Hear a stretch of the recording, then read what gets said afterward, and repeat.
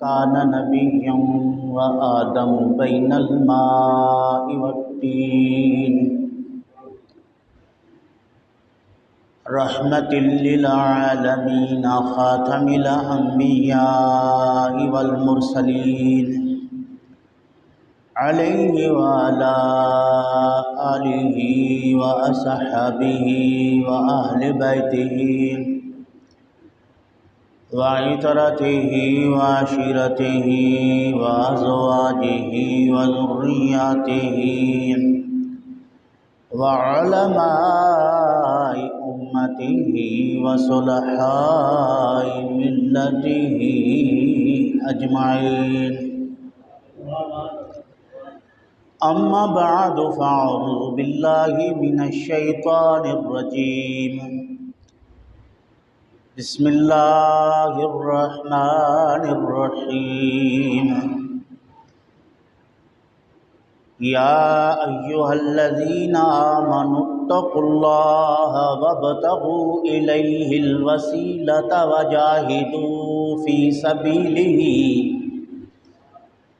وجاهدوا في سبيله لعلكم تفلحون آمنت بالله صدق الله مولانا العظيم وصدق رسوله النبي الكريم الأمين وقال الله تعالى في مقام آخر إن الله وملائكته يصلون على النبي يا أيها الذين آمنوا صلوا عليه وسلموا تسليما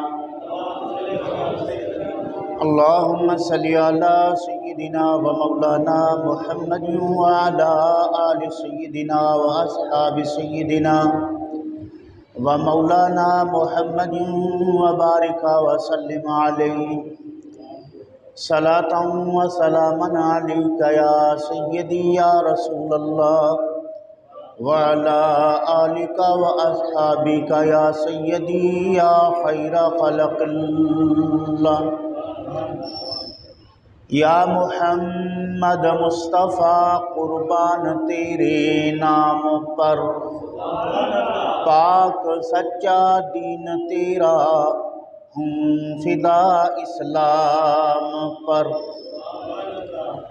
بہت شیرین و لذیذ و پاک تیرا نام ہے جو ادب سے نام لیوے لائق انعام ہے کوئی تجھ سا ہوا ہے نہ ہوئے گا کبھی جو نبی پیدا ہوئے خادم ہوئے تیرے سبھی حمد و صلاۃ کے بعد واجب الاحترام دوستان عزیز برادران اسلام، اللہ وحدہ لا شریک کے پاک کلام قرآن مجید فرقان حمید میں سے سورۃ المائدہ کی ایک آیت تلاوت کیا ہے۔ اللہ رب العزت کی بارگاہ میں دعا ہے کہ رب ذوالجلال مختصر وقت میں قرآن و سنت کی روشنی میں حق و سچ بیان کرنے کی توفیق نصیب فرمائے، بیان کے بعد طرفین کو عمل کرنے کی توفیق نصیب فرمائے۔ گزشتہ چند جمعات سے حضرت شیخ عبدالقادر رضی اللہ تعالیٰ عنہ کے فضائل اور کمالات و کرامات سماعت فرما رہے ہیں۔ آج بھی اسی سے متعلقہ عنوان اللہ رب العالمین کے برگزیدہ بندوں کو اللہ کی بارگاہ میں بطور وسیلہ پیش کرنے کی شرعی حیثیت۔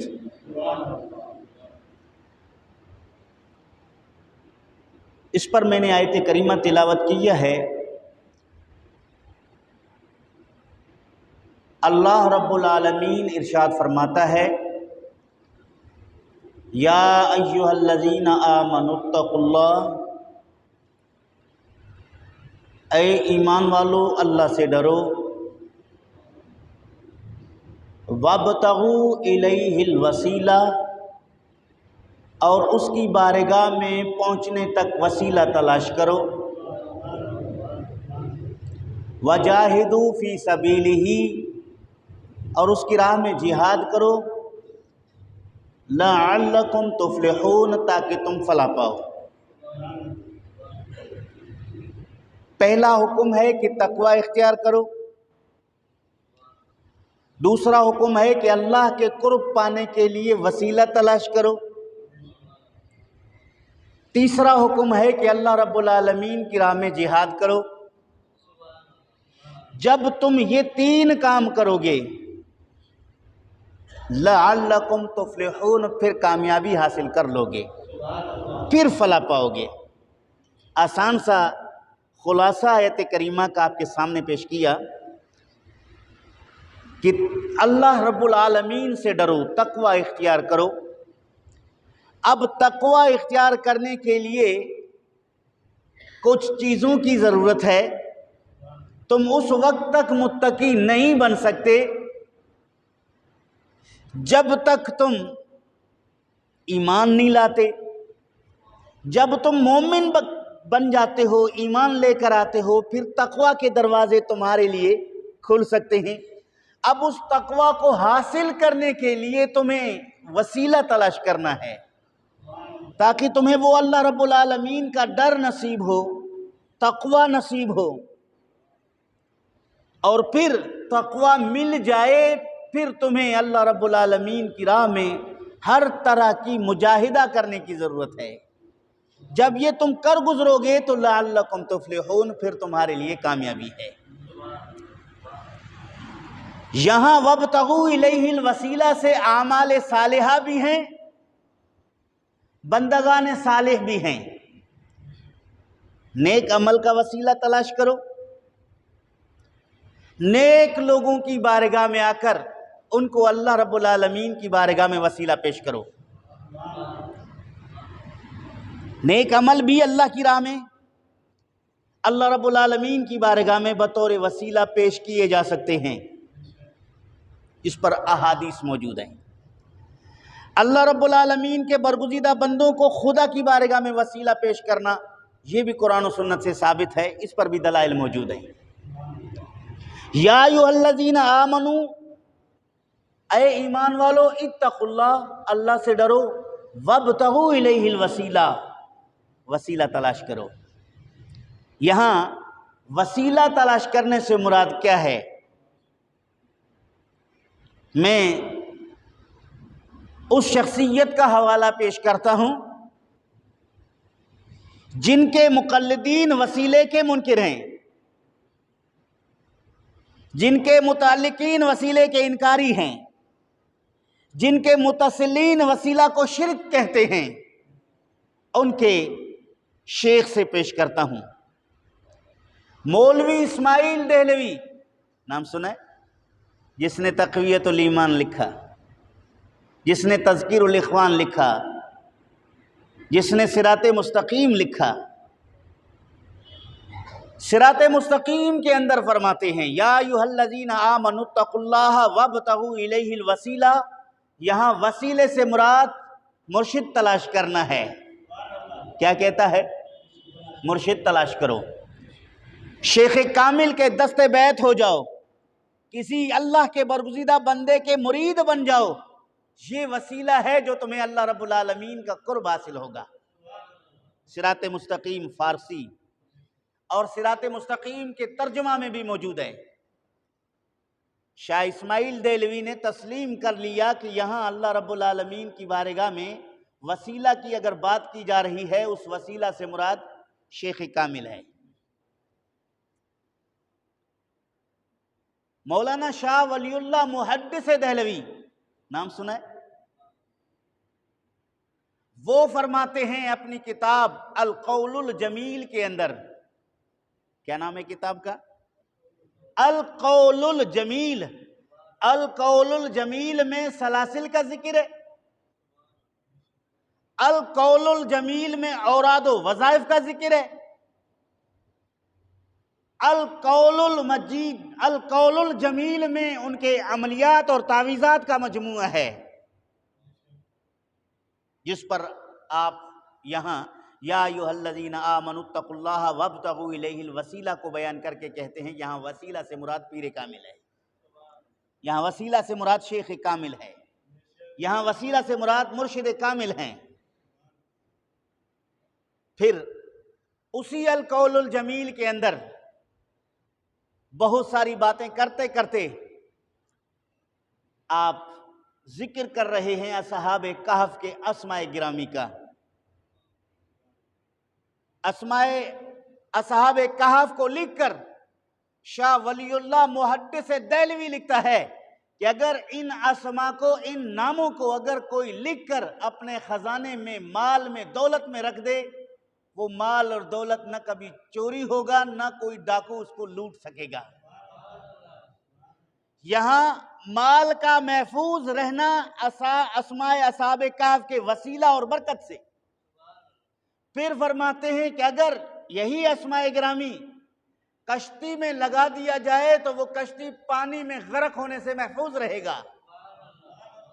القول الجمیل کے اندر شاہ ولی اللہ محدث دہلوی لکھتے ہیں اسماء اصحاب کہف کو اگر کسی گھر کے دیوار پر لگا دیا جائے وہ گھر جلنے سے محفوظ رہے گا۔ یہ اصحاب کہف کون ہیں؟ یہ بنی اسرائیل کے وہ موحد، اللہ رب العالمین کے برگزیدہ بندے، اولیاء کاملین اور صالحین ہیں، جنہوں نے اپنی ایمان کی حفاظت کے خاطر اس وقت کے ظالم اور جابر بادشاہ سے بچ کر ایک غار میں پناہ گزین ہوئے۔ وہاں اللہ رب العالمین نے ان کا ذکر قرآن مجید میں کر دیا۔ صرف ان کا ذکر نہیں کیا، ان کے ساتھ ان کے پیچھے چلنے والے کتے کا بھی ذکر قرآن میں بیان ہوا۔ وَقَلْبُهُمْ بَاسِطٌ ذِرَاعَيْهِ بِالْوَسِيدِ، ان اصحاب کہف کا کتا، قلبہم، یہاں ہم کا ضمیر لوٹ رہا ہے اصحاب کہف کی طرف، یعنی یہ کتا کسی ایرے غیرے کا نہیں، یہ کتا ان اصحاب کہف کا ہے۔ اللہ نے نسبت قائم کر کے بیان کیا وَقَلْبُهُمْ بَاسِطٌ ذِرَاعَيْهِ بِالْوَسِيدِ، اور ان کا کتا غار کے چوکھٹ پر اپنی کلائیاں بچھائے ہوئے بیٹھا ہے، ہاتھ پھیلائے ہوئے بیٹھا ہے۔ تو رب ذوالجلال نے اس کتے کے بیٹھنے کی کیفیت کو ذکر کیا۔ اب وہ اصحاب کہف جو مقرب بارگاہ الہی ہیں، ان کے ناموں میں اتنی برکت ہے کہ ہر طرح کے نقصانات سے محفوظ ہونے کا ذکر قول الجمیل میں شاہ ولی اللہ محدث دہلوی رحمت اللہ تعالی علیہ بیان فرما کے ثابت کر دیا کہ امت کا یہ قدیم سے اجماعی عقیدہ رہا ہے کہ اللہ رب العالمین کے برگزیدہ بندے اللہ کی بارگاہ میں بطور وسیلہ پیش کیے جا سکتے ہیں، ان کے نام سے برکت اور امداد بھی حاصل کیا جا سکتا ہے، اس کا ذکر کر دیا۔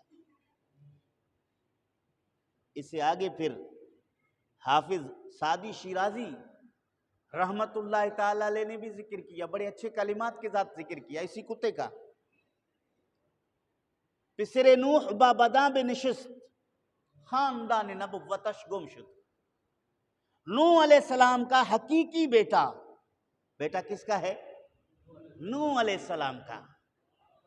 نوح علیہ السلام کے بیٹے نے بروں کی صحبت اور مجلس اختیار کر کے نبوت کے خاندان سے الگ ہو گیا۔ پسر نوح بابداں بنشست، خاندان نبوتش گم شد۔ سگے اصحاب کہف روزے چند، پے نیکاں گرفت مردم شد۔ دوسری طرف ایک جانور ہے، کتا ہے، نجس ہے، لیکن چند دن وہ اللہ والوں کے ساتھ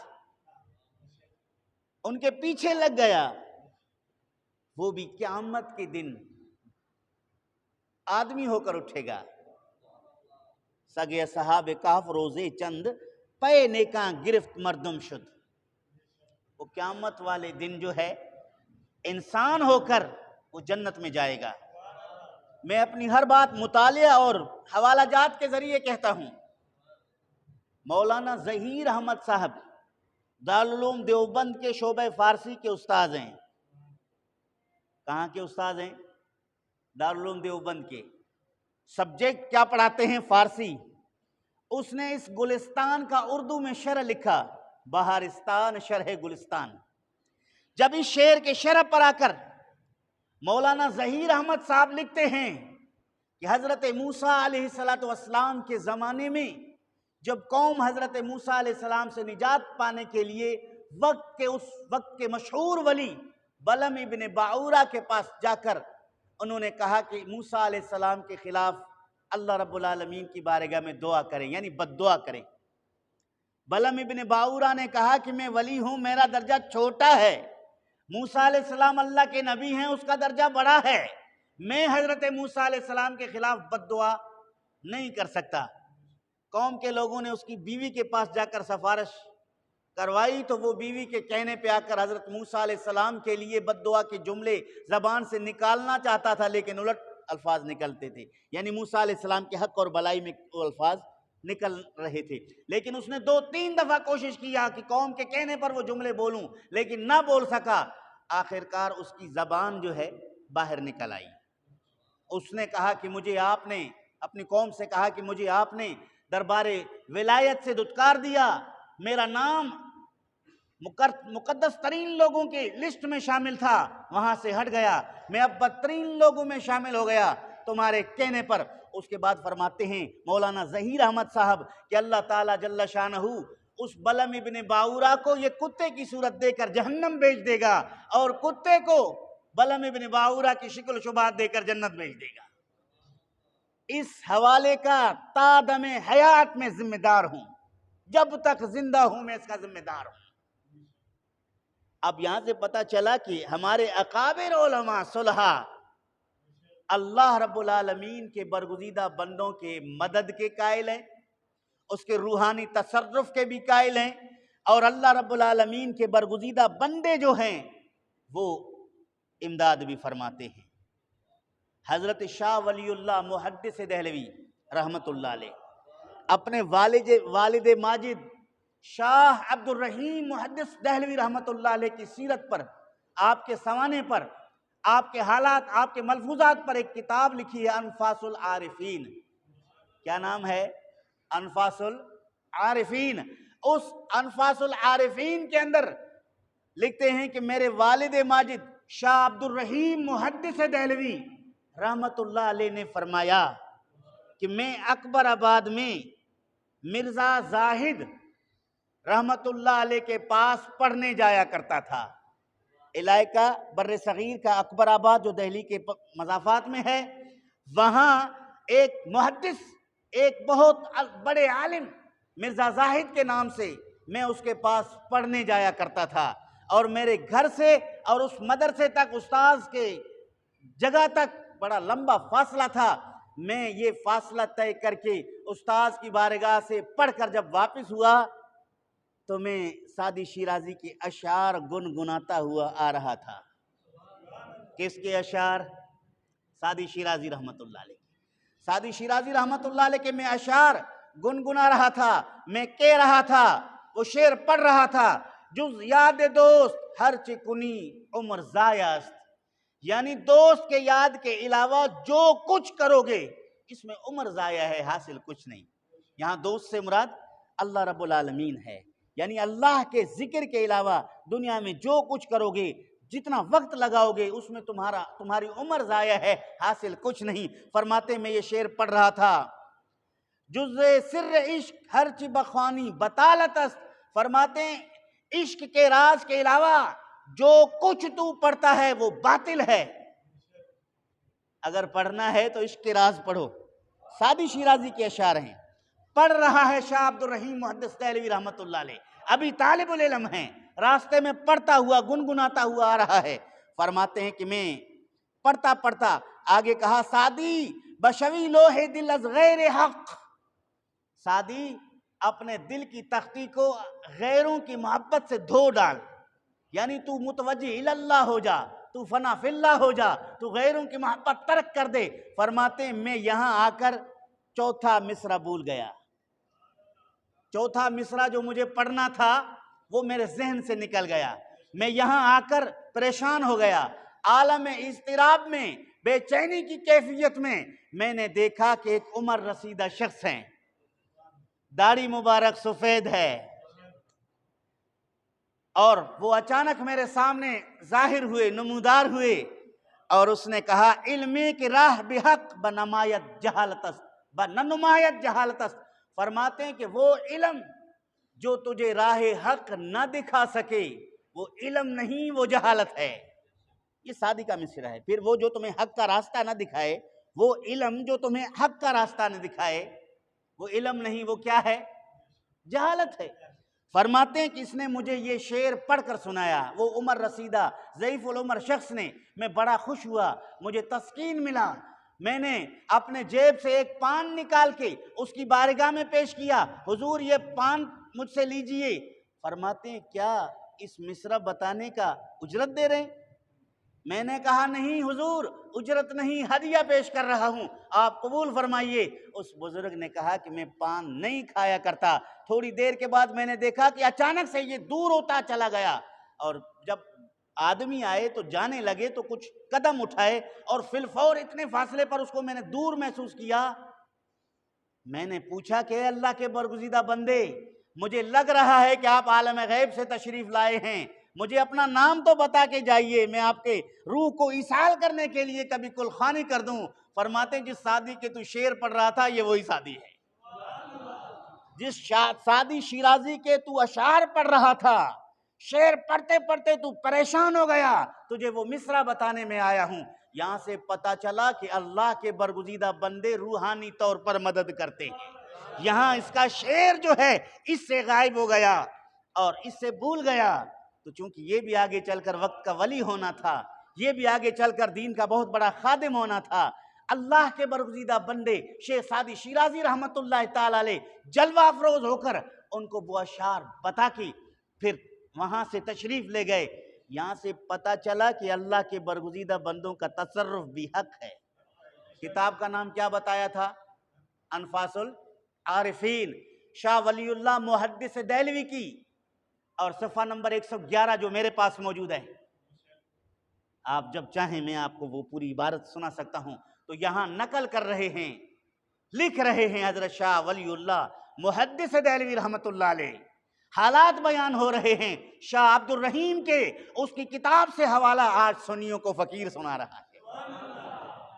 ہم کہتے ہیں کہ آپ مطالعہ جاری رکھیں، مانعین سے منکرین سے ہم کہتے ہیں کتب دین کا مطالعہ رکھیں، تواریخ کا مطالعہ رکھیں، شرح شروع کا مطالعہ رکھیں، پھر پتہ چلے گا. تو عزیزان گرامی، اللہ رب العالمین کے برگزیدہ بندے جو علم میں کمال پائے ہیں اس کی وجہ کیا ہے؟ اس کی وجہ کیا ہے آپ کو پتہ ہے؟ علم ماہر گر نہ یابی تا نہ باشد شش خصال. علم صرف کتاب پڑھنے سے آپ بڑے عالم عارف نہیں بن سکتے. بزرگان دین نے کہا علم ماہر گر نہ باشد تا نہ یابی شش خصال. فرماتے ہیں اپنے علم میں اس وقت تک ماہر نہیں بن سکتی جب تک تمہارے پاس 6 خصلتیں نہ ہوں. کتنی خصلتیں؟ 6 عادتیں اگر پڑھنے والے کے پاس نہیں ہیں وہ ہزاروں کتاب مطالعہ کر لے گا، ہزاروں کتابوں کا حافظ تو بن سکے گا لیکن عارف نہیں بن سکے گا، عالم نہیں بن سکے گا، اللہ کا مقرب نہیں بن سکے گا. وہ 6 خصلتیں کون سی ہیں؟ فرماتے ہیں طبع ناقد حرص وافر کلی چال. طبیعت میں اتنا ناقد ہو کہ جو چیز اسے مل جائے اس کی طبیعت اس کو قبول کرے، یقین کامل اور صادق رکھے دین پر، علم پر جب پڑھے تو یقین کامل اور صادق رکھے، اور اس کو مزید حاصل کرنے کا حریص ہو، مزید دین کے علوم کو اپنے دل میں جگہ دینے کے لیے اس کے پاس حرص موجود ہو. یہ اس کے چال اگر اس کے پاس ہیں یہ ہو گئے 2. خدمت استاد باشد، خدمت اونچا کہہ دو، خدمت استاد باشد ہم سبق باشد مدام. استاذ کا خدمت گزار ہو. استاذ کا بے ادب کبھی علم نہیں پا سکتا. استاذ کا بے ادب بولو کبھی علم، کبھی کامیاب، کبھی عارف، کبھی عالم نہیں بن سکتا. خدمت استاذ باشد ہم سبق باشد مدام. اور پھر پڑھنے میں کبھی چھٹی کرنے والا نہ ہو، ہمیشگی رکھے اپنے سبق میں، ہمیشگی رکھے اپنے درس میں، کوتاہی نہ کرے، سستی کاہلی نہ کرے۔ اس کے بعد فرمایا کہ عمل صالح، عمل صالح، حفظ کامل تاشوی مرد کمال ہے، عمل صالح بھی ہو۔ آج کل طلباء میں فقدان ہے، مدرسوں میں طلباء پڑھتے ہیں، ڈنڈے کے ذریعے نماز فجر پر استاذ اٹھائے ان بالغ طلباء کو، چہرے پر داڑھی ہے، فجر کے بعد ظہر میں وہ استاذ کی جگہ پہ مصلی سنبھال کے کھڑے ہیں، لیکن فجر میں استاذ کی طرف سے وہ چوکیدار ڈنڈا اٹھا کے دروازے کھٹا کے اٹھا دیتا ہے۔ یہ شوق نہیں، تہجد گزار ہونا چاہیے، نوافل کے خوگر ہونا چاہیے، کوئی فرض کا تارک نہ ہو، ذکر اذکار ورد و وظائف تلاوت سے کبھی غافل نہ ہو، پھر استاذ کی خدمت بھی ہو، اخلاق حسنہ بھی رکھتا ہو، قوت حافظہ بھی رکھتا ہو۔ جب وہ چند سال مدارس میں کسی کامل کے سامنے زانو تلمذ طے کر دے گا تو وقت کا محدث کہلائے گا، وقت کا مفتی کہلائے گا۔ ورنہ پیٹ پالنے کے لیے بدعملی اگر مدرسے میں شامل درس ہو کر بھی نمازیں قضا کر دے، شامل درس ہو کر بھی مسجد کے صف میں نظر نہ آئے، وہ طالب العلم دنیا کمانے کے علاوہ کچھ اسے حاصل، پیٹ پرستی کے علاوہ اسے کچھ نہیں ملے گا۔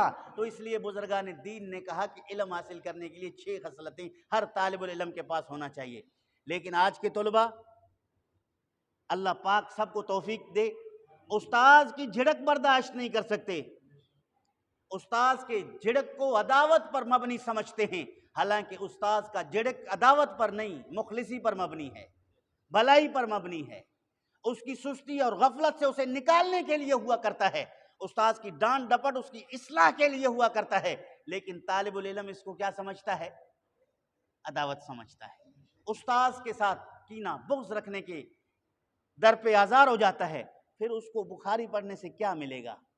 اس کو مسلم شریف پڑھنے سے کیا ملے گا؟ اس کو بیضاوی اور جلالین پڑھنے سے کیا ملے گا؟ اس کو مسند امام اعظم پڑھنے سے کیا ملے گا؟ اس کو موطا امام محمد پڑھنے سے کیا ملے گا؟ اس کو موطا امام مالک پڑھنے سے کیا ملے گا؟ بے شک یہ کتابیں احادیث کے دین کے اساتذہ بڑی محنت سے پڑھاتے ہیں، لیکن جو مٹکا ہے، گند سے بھرا ہوا ہے، اس میں اگر دودھ ڈالو گے نور کا، علم کا، تو وہ کبھی حاصل نہیں ہوگا۔ تو بات اس پہ چلی، ایک اور بات بھی سن لو۔ حضرت امام شافعی فرماتے ہیں شقوت الی وقی سوء حفظی، فرماتے میں نے اپنے استاذ امام وقی سے اپنے حافظہ کمزور ہونے کی شکایت کی۔ میں نے عرض کیا حضور میں پڑھنے آتا ہوں، حافظہ کمزور ہونے کی وجہ سے جو آپ محنت کرتے ہیں کراتے ہیں وہ مجھے یاد نہیں رہتا۔ فاوصانی الی ترک المعاصی، استاذ نے کیا کہا؟ فرماتے ہیں کہ شقوت الی وقی سوء حفظی فاوصانی الی ترک المعاصی، مجھے میرے استاذ نے کہا گناہوں کو چھوڑ دو، نافرمانی کو چھوڑ دو۔ حافظہ کمزوری کی جو شکایت کر رہے ہیں، یہ نہیں کہا بادام کھا لو، یہ نہیں کہا کہ بادام کے روغن سے سر کا مالش کر دو، یہ نہیں کہا کہ صبح 3 بجے اٹھ کر جناب والا اپنے سبق کو ایک دہرائی کر دو، یاد ہو جائے گا، اگرچہ یہ سارے ذرائع ہیں حفظ کے، لیکن اس نے کیا کہا؟ فاوصانی الی ترک المعاصی، اے محمد، امام شافعی کے نام ہے محمد بن ادریس، فرماتے ہیں اے محمد گناہوں کو چھوڑ دے، گناہوں کو ترک کر دے۔ یہ کہنے کے بعد پھر وہ استاذ بھی اللہ کے ولی تھے، بڑے عارف کامل، اور اتقوا فراست المومن فإنہ ینظر بنور اللہ کے مقام پر فائز تھے۔ استاذ نے کہا کہ فإن العلم نور، فإن العلم نور، بے شک علم نور ہے، من الہ، خدا کی طرف سے۔ میں تجھے کہہ رہا ہوں گناہوں کو ترک کر دے، اس کی وجہ کیا ہے؟ اس کی وجہ یہ ہے کہ تجھے جو تو پڑھ رہا ہے علم دین، یہ کوئی معمولی چیز نہیں ہے، یہ بہت بڑی قیمتی چیز ہے، یہ اللہ کی طرف سے نور ہے۔ فَإِنَّ الْعِلْمَ نُورٌ لا نور اللہ لا یعطی لعاصی، چونکہ اللہ رب العالمین کسی گناہگار کو اپنا نور عطا نہیں کرتا۔ اللہ کسی نافرمان عاصی گناہگار کو اپنا نور نہیں عطا کرتا۔ اگر تو اللہ کا نور لینا چاہتا ہے، اپنے دل کو منور کرنا چاہتا ہے، مصطفیٰ کریم کا جانشین بننا چاہتا ہے، وارث نبی بننا چاہتا ہے، تو اس کے لیے سب سے پہلے اپنے دل کی صفائی کر لے۔ کینہ، بغض، حسد، نفاق، جتنی چیزیں ہیں، خواہشات، حرص، ہوس، یہ سب نکال دے۔ یہ جب سب کے سب نکل